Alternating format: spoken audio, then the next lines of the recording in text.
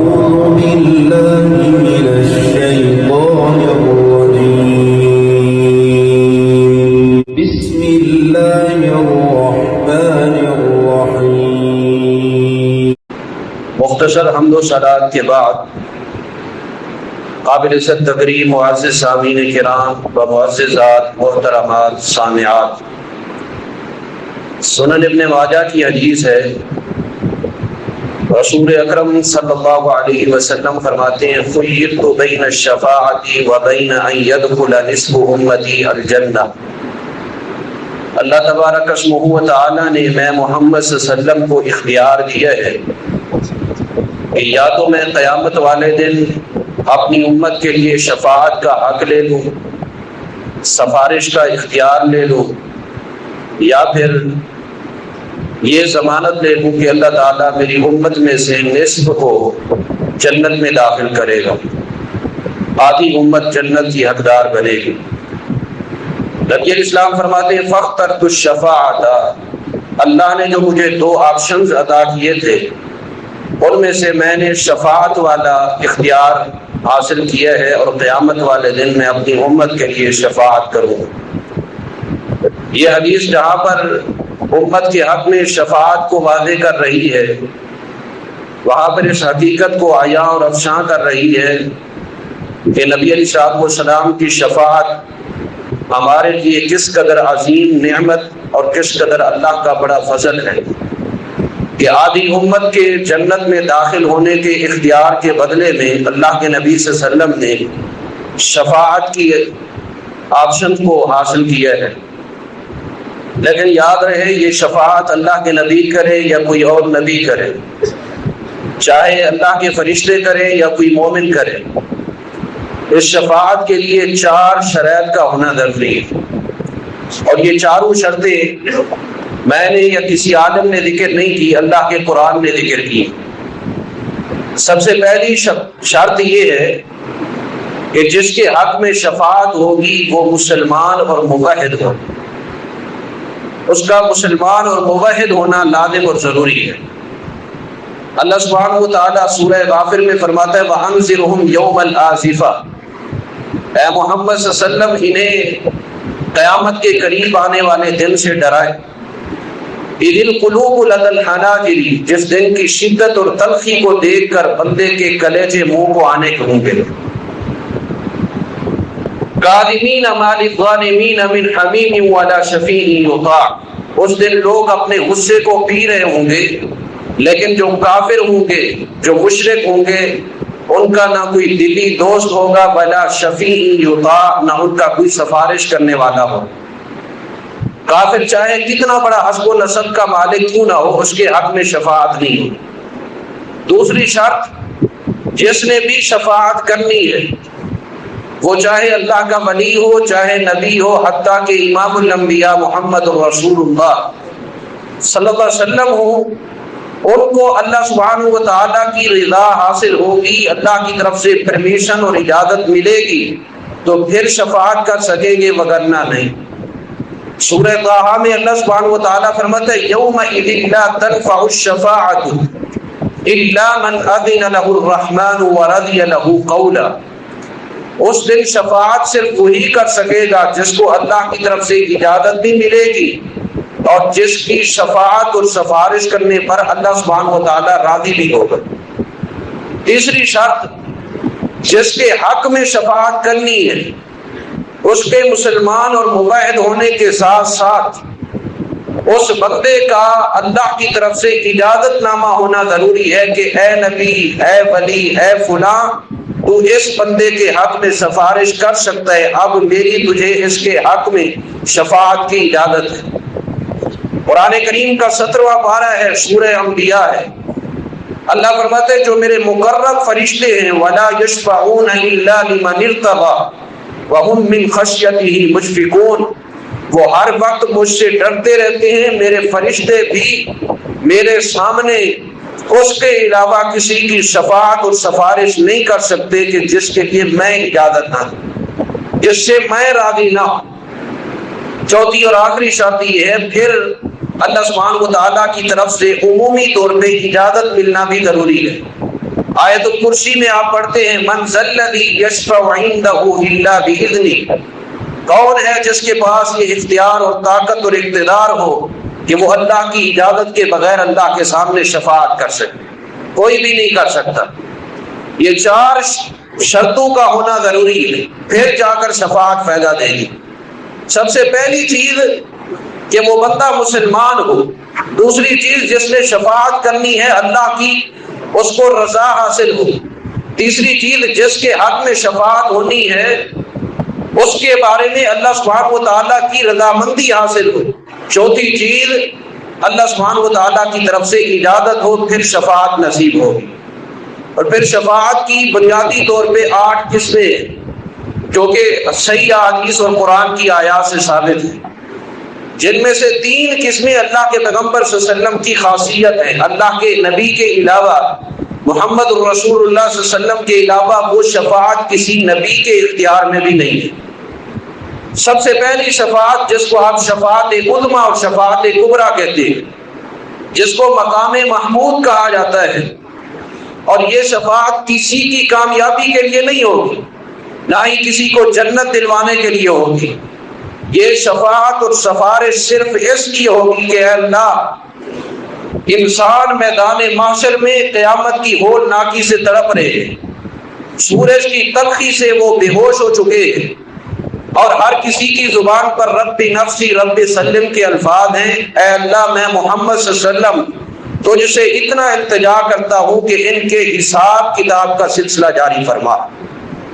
یہ پہلی شفاعت صرف اور صرف حساب کتاب شروع کروانے کے لیے، جس کو شفاعت عظمیٰ کہتے ہیں۔ صحیح بخاری کی طویل حدیث ہے جو آپ بارہا سنتے رہتے ہیں۔ لوگ سب سے پہلے سیدنا آدم علیہ السلام کے پاس جائیں گے، اے ابو البشر، انسانیت کے باپ، آپ جانتے ہیں ہم کتنی پریشانی میں ہیں میدان معاشر میں، ہمارے لیے سفارش کریں۔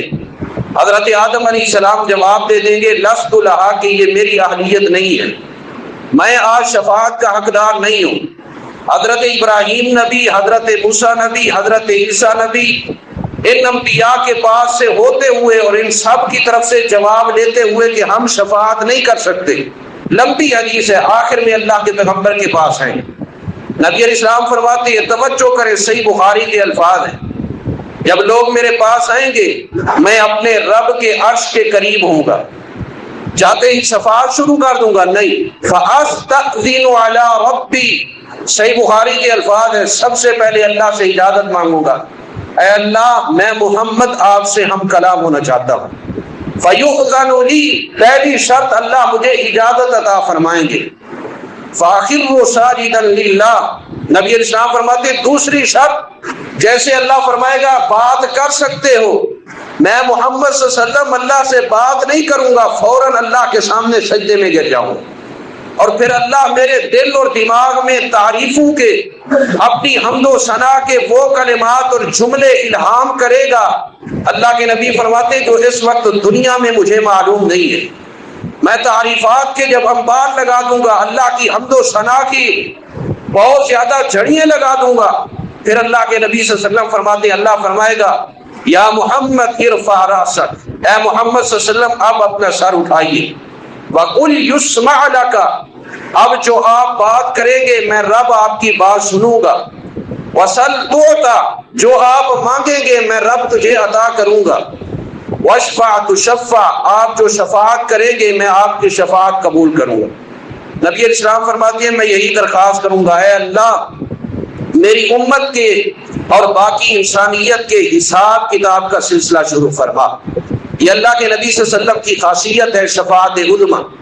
دوسری شفاعت جب حساب کتاب ہو جائے گا، لوگ جنت میں داخل ہونے کے لیے انتظار میں کھڑے ہوں گے۔ صحیح بخاری کی حدیث ہے، جنت کے حقدار لوگوں کو جنت بھی اس وقت ملے گی کہ جب اللہ کے نبی صلی اللہ علیہ وسلم جنت کے دربان کو کہیں گے دروازہ کھولو، اور اللہ کے پیغمبر سفارش کریں گے۔ یہاں ہم میں سے کوئی بندہ دعا کرے نا، اے اللہ ہمیں اللہ کے نبی کی شفاعت کا حقدار بنا۔ بعض دینی علوم سے نابلد اور علوم شریعہ سے ناواقف لوگ کہتے ہیں مولوی صاحب یہ عجیب دعا آپ کرتے ہیں، دعا یہ کرنی چاہیے اللہ ہمارے بیڑے ایسے پار فرما۔ اللہ کے بندے، اللہ کے پیغمبر کی شفاعت کے بغیر جنت کے حقدار کو بھی جنت نہیں مل سکتی۔ صحیح بخاری کی حدیث ہے، اللہ کے نبی فرماتے ہیں میں دروازہ کھٹکھٹاؤں گا، فرشتہ پوچھے گا کون؟ میں کہوں گا محمد صلی اللہ علیہ وسلم۔ فرشتہ کہے گا بک امرت لا افتح لاحد قبلک، اللہ نے مجھے آپ کا حکم دیا تھا، آپ کی شفاعت کے بغیر میں کسی کے لیے دروازہ کھولنے کے لیے تیار نہیں تھا، کسی کے لیے دروازہ نہ کھلتا۔ یہ اللہ کے پیغمبر کی خاصیت ہے۔ اللہ کے نبی کے علاوہ کسی نبی کو بھی یہ حق حاصل نہیں ہے کہ وہ جنت کا دروازہ کھلوائے۔ تیسری شفاعت جو اللہ کے نبی کا خاصہ ہے، اور یہ استثنائی صورت ہے کہ جس نے اسلام قبول نہیں کیا اس کے بارے میں اللہ کے نبی شفاعت کریں گے۔ آپ کا چچا ابو طالب، صحیح بخاری کی حدیث ہے، اللہ کے نبی فرماتے ہیں میری وجہ سے اللہ سبحانہ و تعالیٰ اس کو جہنم کی 2 جوتیاں پہنائے گا، یغلی منہما دماغہ، جس کی وجہ سے اس کا دماغ کھول رہا ہوگا۔ اور اللہ کے نبی فرماتے لولا انا لکان فی الدرک الاسفل من النار، اے محمد صلی اللہ علیہ وسلم کا وہ چچا نہ ہوتا تو وہ جہنم کے سب سے نچلے گڑھے اور سب سے نچلے طبقے میں ہوتا۔ یہ ہے اللہ کے نبی صلی اللہ علیہ وسلم کی 3 شفاعتیں۔ اس کے علاوہ حدیث میں شفاعتیں ثابت ہیں، میں اگر دلائل ذکر کروں بات لمبی ہو جائے گی۔ ایک شفاعت اللہ کے نبی صلی اللہ علیہ وسلم یہ کریں گے کہ جو جنت میں داخل ہو چکے ہیں ان کے جنت کے اندر درجات کی بلندی کی شفاعت کریں گے، صحیح بخاری میں تفصیلی حدیث آتی ہے۔ 5ویں شفاعت جو لوگ جہنم کے حقدار ہوں گے گناہوں کی وجہ سے لیکن ہوں گے موحد اہل توحید، اللہ کے نبی فرماتے سنن نسائی کی حدیث ہے میں اللہ سے سجدے میں گر کر دعا کروں گا اے اللہ انہیں جہنم سے بچا لے، اللہ سبحانہ و تعالیٰ انہیں جہنم سے بچا لے گا۔ اور اسی طرح 6 نمبر پر اللہ کے نبی صلی اللہ علیہ وسلم فرماتے کچھ لوگ ہوں گے، اور اس کا ذکر قرآن نے بھی کیا 8ویں پارے میں، جو اصحاب اعراف کہلائیں گے۔ جنت اور جہنم کے درمیان ایک درجہ ہوگا جن کی نیکیاں اور گناہ برابر ہوں گے، ان کو اعراف کے مقام پر ٹھہرایا جائے گا، یعنی ان کے گناہ اور نیکیاں برابر ہیں۔ اللہ تعالیٰ نے عدل کی بنیاد پر نہ انہیں جہنم میں ڈالا ہے نہ جنت عطا کی ہے۔ نبی علیہ السلام فرماتے ہیں میں دعا کروں گا اور اللہ تعالیٰ اصحاب اعراف کو جو جنت و جہنم کے درمیان والے طبقے میں ہوں گے ان کو جنت کا داخلہ نصیب فرمائے۔ اسی طرح اللہ کے نبی صلی اللہ علیہ وسلم شفاعت کریں گے اور کچھ لوگ بغیر حساب کتاب کے اللہ کی جنت کے حقدار بنیں گے۔ 8ویں شفاعت یہ ہے کہ اللہ کے نبی صلی اللہ علیہ وسلم شفاعت کریں گے، اور یہ حدیث صحیح بخاری میں ہے۔ نبی علیہ السلام فرماتے ہیں اسی طرح جس طرح شفاعت عظمیٰ کے لیے میں نے سجدہ کیا تھا، میں اللہ کے سامنے سجدہ کروں گا اور اللہ کی تعریفیں کروں گا، اللہ سبحانہ و تعالیٰ فرمائے گا جاؤ جہنم میں جس کے دل کے اندر رائی کے ذرے کے برابر ایمان ہے اسے نکال کر جنت میں داخل کر دو۔ پھر اللہ کے نبی سجدہ فرمائیں گے، پھر اللہ فرمائے گا جس کے دل میں رائی کے ذرے کے آدھے حصے برابر ایمان ہے اسے بھی نکال لو۔ پھر سجدہ فرمائیں گے، پھر اللہ فرمائے گا جس کے دل میں رائی کے ذرے کے تیسرے حصے برابر ایمان ہے اسے بھی نکال دو۔ یہ اللہ کے نبی صلی اللہ علیہ وسلم کی شفاعتیں ہیں، لیکن یاد رہے یہ شفاعت ایسے حاصل نہیں ہوگی۔ قرآن و حدیث نے کچھ شرطیں ذکر کی ہیں جن کو شفاعت ملے گی۔ آج میں اور آپ یہ شرطیں پڑھیں اور سنیں اور کوشش کریں ان چیزوں کے ساتھ اپنے آپ کو منسلک کرنے کی، تاکہ قیامت والے دن اللہ کے نبی کی شفاعت کے حقدار بن کر اللہ تعالی ہمارا بیڑا پار کر دے۔ سب سے پہلی چیز توحید شرط ہے اللہ کے نبی کی شفاعت کا حقدار بننے کے۔ سورہ یونس میں اللہ سبحانہ و تعالیٰ سورہ توبہ میں فرماتا ہے، پارہ نمبر 11 ہے، ما كان للنبي والذين آمنوا ان يستغفروا للمشركين ولو كانوا اولي قربى۔ اللہ فرماتا ہے کسی مومن کے لیے تو دور کی بات ہے، میرے محمد صلی اللہ علیہ وسلم کو بھی یہ اختیار نہیں ہے کہ وہ کسی مشرک کے حق میں دعا کر سکے اور بخشش کی التجا کر سکے، شفاعت کر سکے۔ اور سورہ بقرہ میں فرمایا لا يقبل منها شفاعہ، جو بندے مشرک ہیں ان کے حق میں شفاعت قبول ہی نہیں ہوگی۔ اور قرآن کریم نے سورہ شعراء میں کہا مشرک خود کہہ رہے ہوں گے میدان محشر میں فما لنا من شافعین، ہمارا کوئی سفارشی نہیں ہے۔ اور سورہ مدثر میں فرمایا جو مشرک ہے فما تنفعهم شفاعت الشافعین، قیامت والے دن کسی سفارشی کی سفارش انہیں فائدہ نہیں دے گی۔ کیوں؟ قل للہ الشفاعت جمیعا، شفاعت ساری اللہ کے اختیار میں ہے اور اللہ نے اپنی مرضی سے عطا کرنی. توحید شرط ہے شفاعت کے لیے.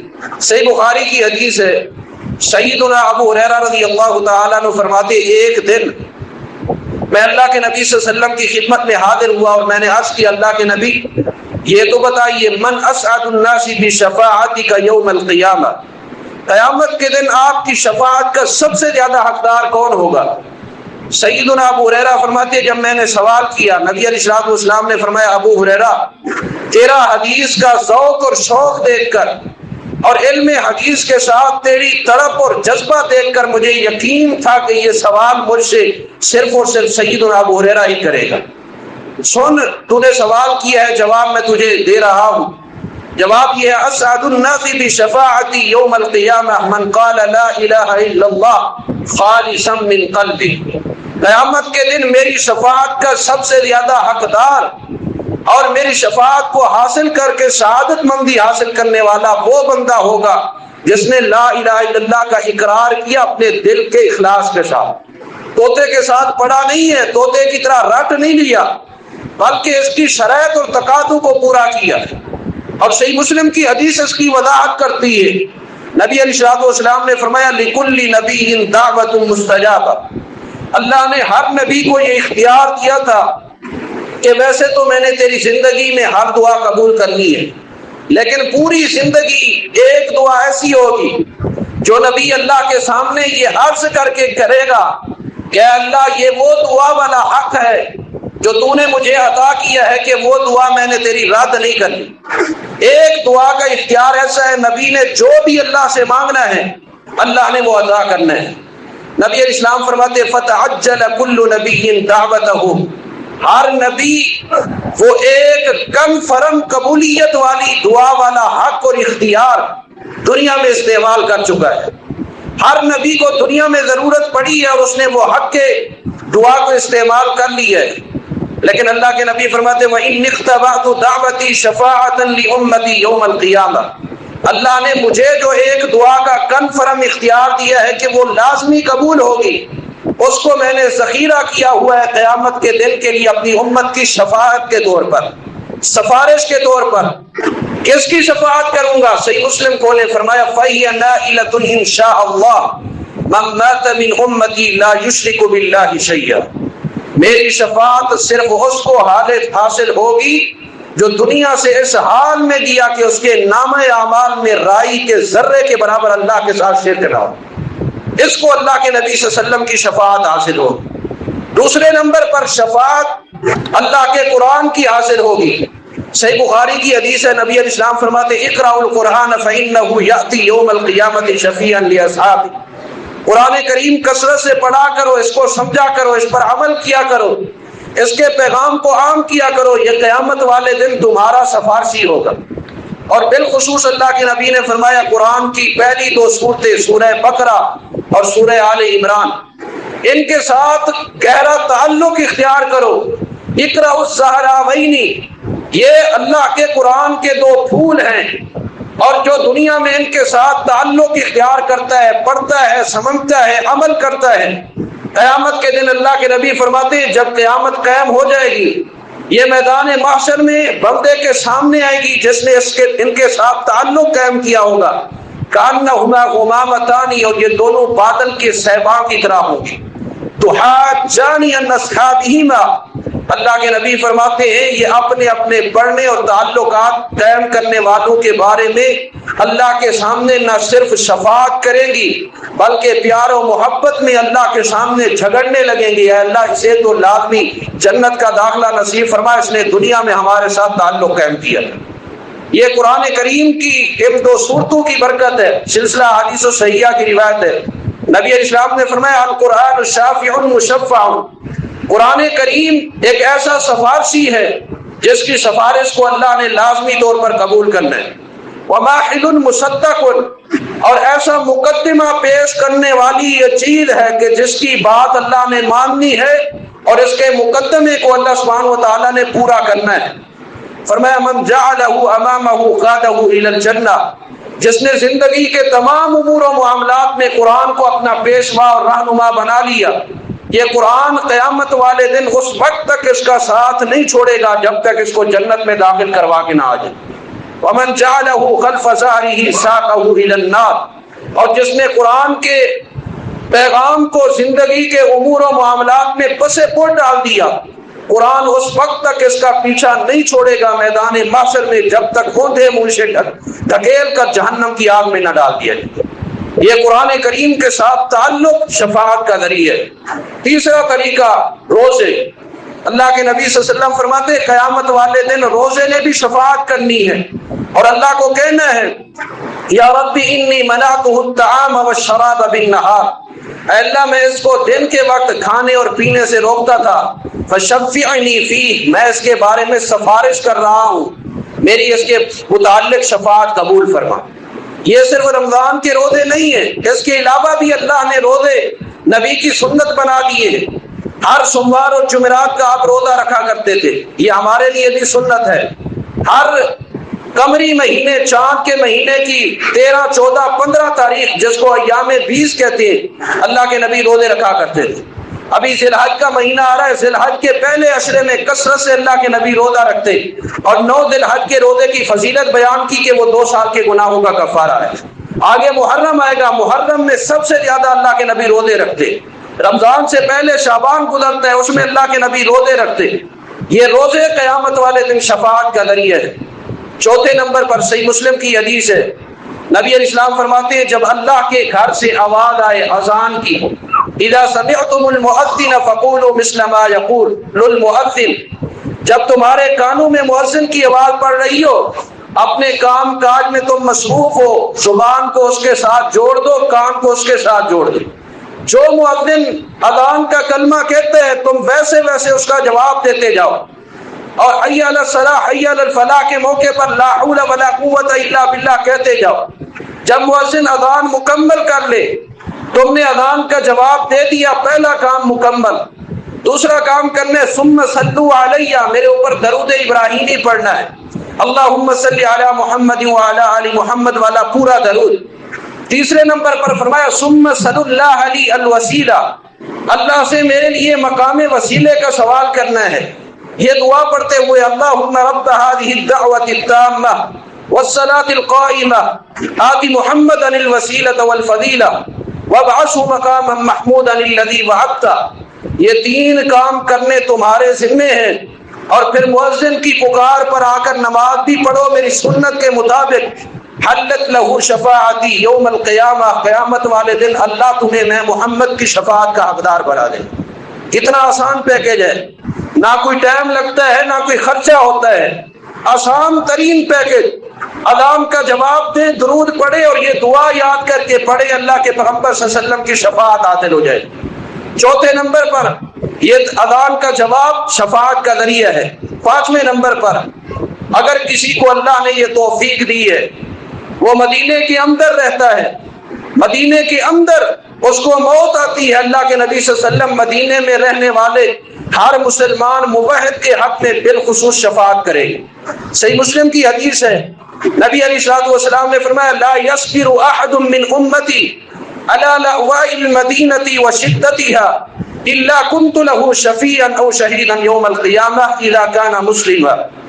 جو بندہ مدینے کے اندر آنے والی معاشی پریشانیوں کو بھی فیس کرتا ہے اور وہاں پر کسی امن کی بدحالی کو بھی فیس کرتا ہے، ہر قسم کی مصیبتیں، تلخیاں اور سختیاں اور مصائب کو خندہ پیشانی سے فیس کرتے ہوئے صرف مدینہ میں قیام پذیر اور رہائش رکھتا ہے، اس لیے کہ اللہ کے نبی کی شفاعت حاصل ہو جائے۔ قیامت والے دن آپ نے فرمایا میں اہل مدینہ کے ایمان کی گواہی بھی دوں گا، ان کے حق میں شفاعت بھی کروں گا۔ شرط یہ ہے کہ مسلمان۔ اور سنن نسائی کی حدیث ہے، آپ نے فرمایا من استطاع منکم ان یموت بالمدینہ فلیمت بها فانی اشفع لمن یموت بها، جو مدینہ طیبہ میں ایمان کی حالت میں فوت ہوگا میں محمد صلی اللہ علیہ وسلم اس کے لیے شفاعت کروں گا۔ یہ اللہ کے نبی صلی اللہ علیہ وسلم نے اہل مدینہ کی فضیلت بیان کی۔ اس سے پتہ چلتا ہے اہل مدینہ جو اللہ کے پیغمبر کا کلمہ پڑھنے والے ہوں گے وہ حق پر ہوں گے، اسی لیے تو اللہ کے پیغمبر صلی اللہ علیہ وسلم نے ان کے لیے شفاعت کی پیشین گوئی کی ہے۔ تو ہمیں اگر اہل مدینہ کے اندر اعزاز حاصل نہیں ہے، کم از کم اہل مدینہ کی محبت تو حاصل ہو۔ ان کے عقائد و افکار و نظریات، امور و معاملات جیسی فکر کو حاصل ہو۔ اللہ کے نبی صلی اللہ علیہ وسلم نے ایک چھٹا طریقہ بیان کیا ہے شفاعت کا حقدار بننے کا۔ وہ طریقہ یہ ہے کہ کثرت کے ساتھ فرض نماز کے ساتھ ساتھ نفل نماز پڑھی جائے۔ سنن نسائی اور مسند احمد کی حدیث ہے، اللہ کے نبی صلی اللہ علیہ وسلم کے خادم ہیں، کہتے ہیں میں اللہ کے نبی صلی اللہ علیہ وسلم کی خدمت کرتا تھا، اور حدیث کے اندر لفظ خادم آیا ہے، راوی کا نام نہیں آیا۔ کہتے ہیں اللہ کے نبی کی عادت مبارکہ، جب بھی اللہ کے نبی کی کوئی ہم خدمت کرتے، اللہ کے نبی پوچھتے اعلیٰ کا حاجہ، اے مجھ سے محبت کرنے والے، کیا تیرا کوئی مطالبہ ہے، کوئی من کی مراد ہے، کوئی خواہش ہے تو بتا، میں اللہ سے دعا کروں گا اللہ پوری کرے۔ کہتے ہیں ہم خاموش رہتے۔ ایک دن ایسے ہوا میں نے اللہ کے نبی کو وضو کرایا اور نبی علیہ الصلوۃ والسلام نے مجھ سے نہ پوچھا، آپ کے ذہن سے بات اتر گئی پوچھنا۔ جب آپ نے وضو مکمل کر لیا، سنن نسائی کی حدیث ہے، راوی کہتے ہیں میں نے عرض کی اللہ کے نبی صلی اللہ علیہ وسلم حاجتی، آج میرا ایک مطالبہ ہے، آج میرا ایک مقصد ہے۔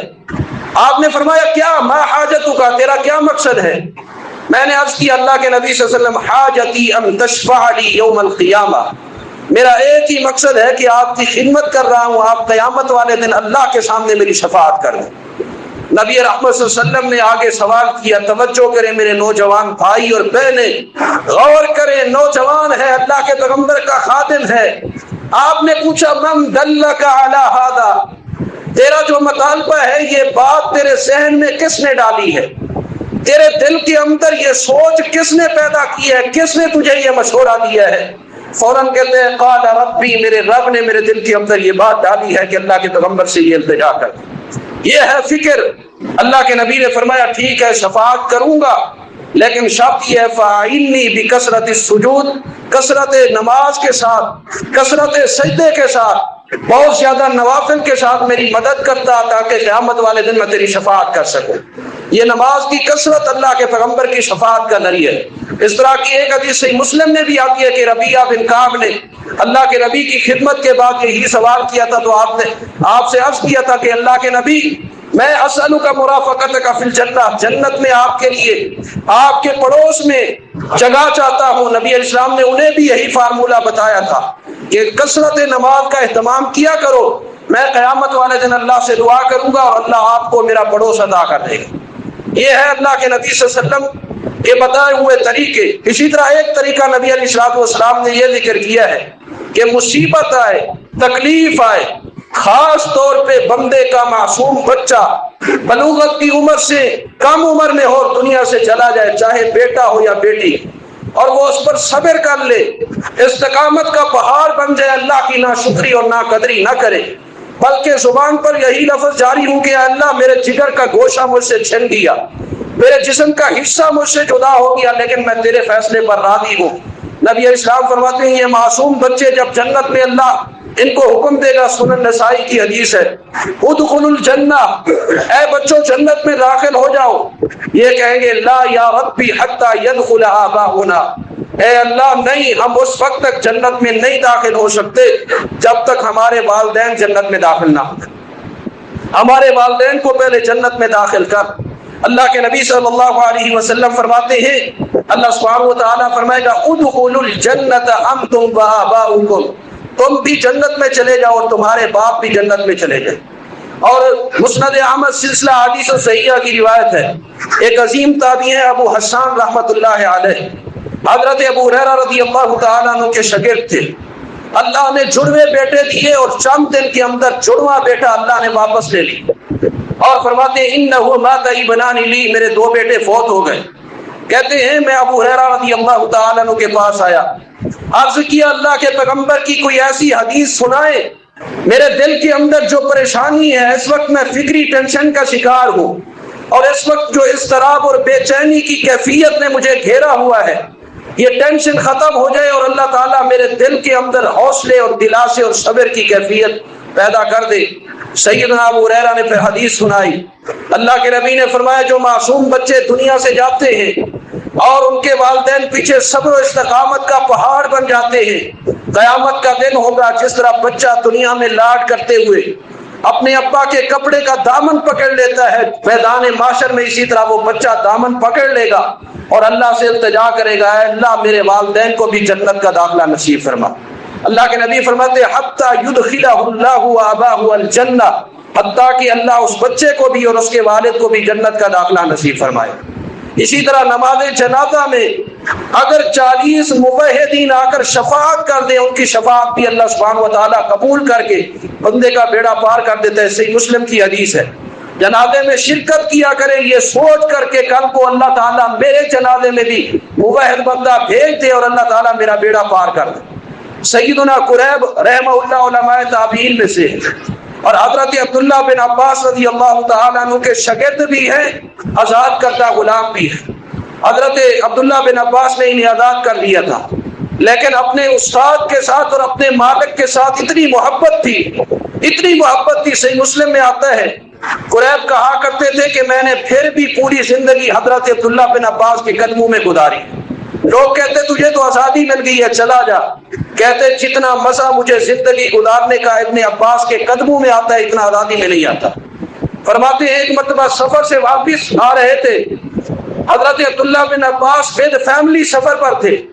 واپسی میدان عصفان ایک وادی آتی ہے مدینہ طیبہ کے قریب، مات ابن اللہ، حضرت عبداللہ بن عباس کا بیٹا فوت ہو گیا۔ قریب کو کہنے لگے اس کی کفن دفن کا انتظام کرو، وہ انتظام کرنے لگے اور اطلاع جنازے کی بھجوا دی۔ تھوڑی دیر بعد عبداللہ بن عباس نے قریب کو بھیجا کہ جاؤ دیکھو مجتمع له الناس، کتنے لوگ جمع ہو چکے ہیں۔ انہوں نے آ کر بتایا قریبا من 40، تقریباً 40 بندے جمع ہو چکے ہیں۔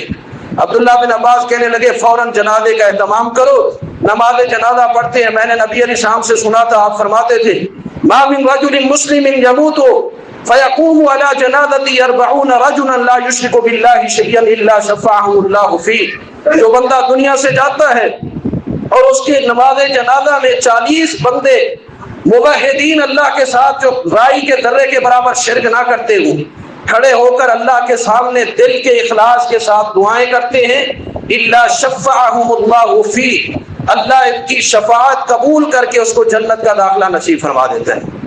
یہ اللہ کے نبی صلی اللہ علیہ وسلم کے بتائے گئے طریقے ہیں، اور یہ اللہ کے نبی صلی اللہ علیہ وسلم نے شفاعت کے ذریعے بتائے ہیں۔ آخری حدیث سنا رہا ہوں، نبی علیہ السلام نے ایک طریقہ بتایا ہے معاشرے کے اندر رہنے کا، یہ ہے کہ ہم معاشرے میں رہیں تو اس سوچ کے ساتھ رہے کہ میرے لین دین، میرے معاملات، میرا اٹھنا بیٹھنا، میرے شب و روز کی زندگی کس کے ساتھ گزر رہی ہے، یہ سوچنا ضروری ہے۔